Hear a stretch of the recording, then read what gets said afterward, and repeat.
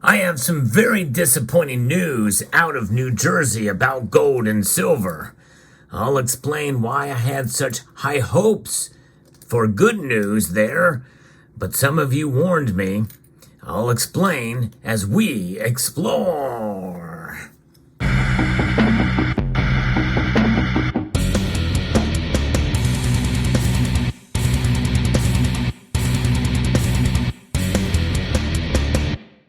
For those of you who have been following my channel for any amount of time, you know that I like to keep up with the latest news on precious metals, but I'm especially intrigued by the latest efforts in what I call the precious metals revolution, or the sound money revolution, sound money being gold and silver. We're seeing more and more states propose legislation in order to, at the very least, stop the taxation of gold and silver when purchased, and at the most, to actually set up depositories, vaults to store gold and silver, and to mark gold and silver as legal tender. By the way, it doesn't just stop there.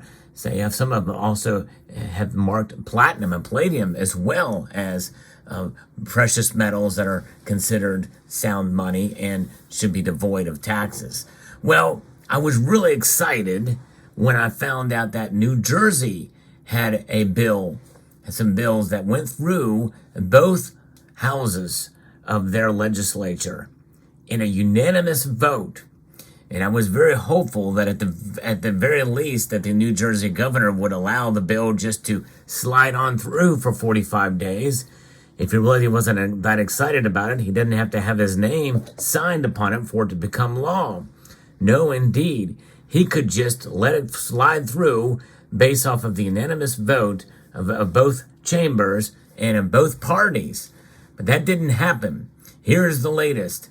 New Jersey Governor Phil Murphy has unilaterally killed a bill that would have exempted the sales tax on the purchases of gold and silver. And that's the first step on what would be potentially further legislation to come down the pike to recognize gold and silver as money. But a big step, a huge step for New Jersey that has essentially been squashed. And you may ask yourself, well, if it was approved unanimously by both chambers, couldn't it just be overridden? Like it is, like in so many legislatures, that's what happens? Well, no, I'll explain. A5294 and S1825, that's the Assembly bill and the Senate bill, had passed out of both committees and both chambers of the New Jersey legislature without a single no vote. I can't tell you how important that is, that even Democrats, and again, I'm not to say that all Democrats are against cutting taxes, but for it to be unanimous, and especially in a state like New Jersey, which is considered a very high tax state, this is a big deal. That's big news, folks, to see that kind of thing happen. So I had high hopes, but to the chagrin of some people that commented on that video and said, well, Phil Murphy's going to veto it. You watch. Well, I kind of dismissed those comments because I thought, well, a unanimous bill, how often does that happen? Especially in a state like New Jersey. But they were right. This popular bill had more than a dozen co-sponsors and had unanimous approval in each legislative chamber. That is unprecedented in my view.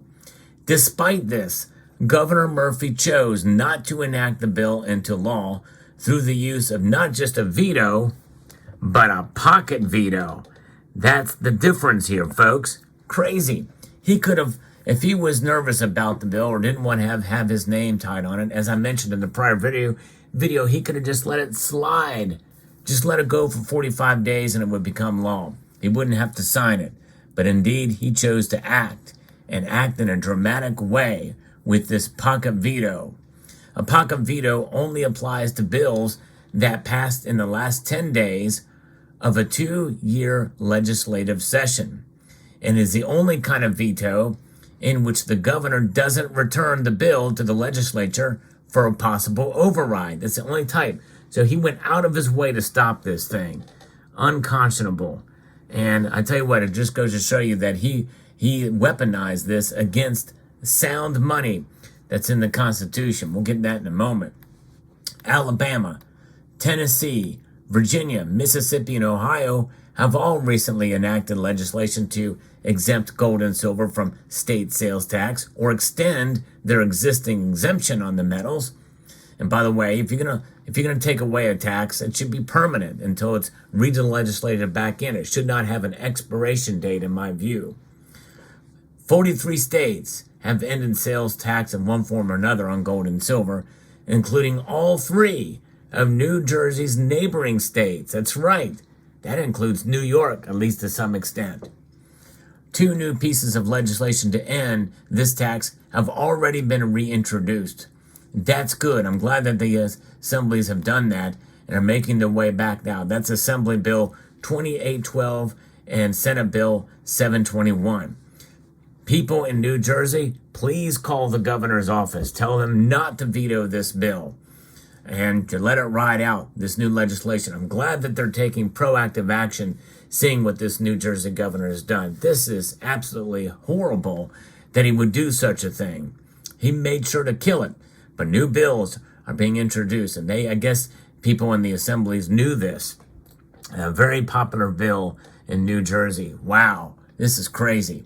So I'm glad the legislatures are taking action. Discriminatory tax policies that discourage precious metals ownership reduce the likelihood that citizens will take steps to insulate themselves from the inflation and financial turmoil that flows from the Federal Reserve System because of dramatically rising federal debt, along with the excessive issuance of Federal Reserve note dollars or their electronic equivalent. And we know that is what's happening. That is the single largest cause of inflation that we see today. No question about it.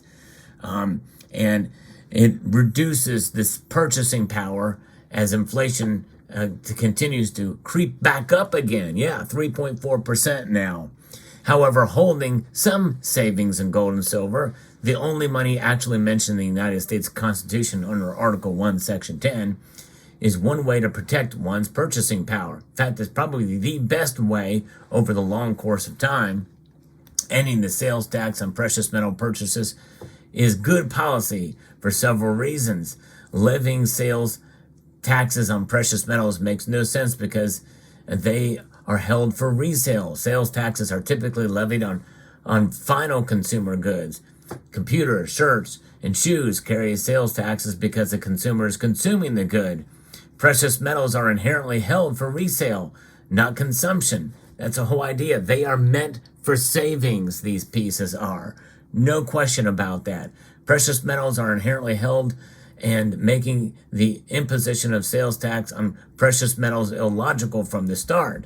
I would also add that it's immoral. Studies have shown, by the way, that taxing precious metals is an inefficient form of revenue collection. The results of a Michigan study, for example, demonstrated that any sales tax proceeds a state collects on precious metals may be surpassed by the state revenue lost from conventions, businesses, and economic activity that are driven out of the state. And with all these neighboring states, that Delaware, New York, and Pennsylvania that have already stopped taxing gold and silver, well, you're going to see people go to those states to be able to purchase their precious metals. No question about that. Mississippi ended this practice in 2023. Tennessee ended it in 2022. I talked about those on this channel. And Arkansas eliminated this tax in their state in 2021.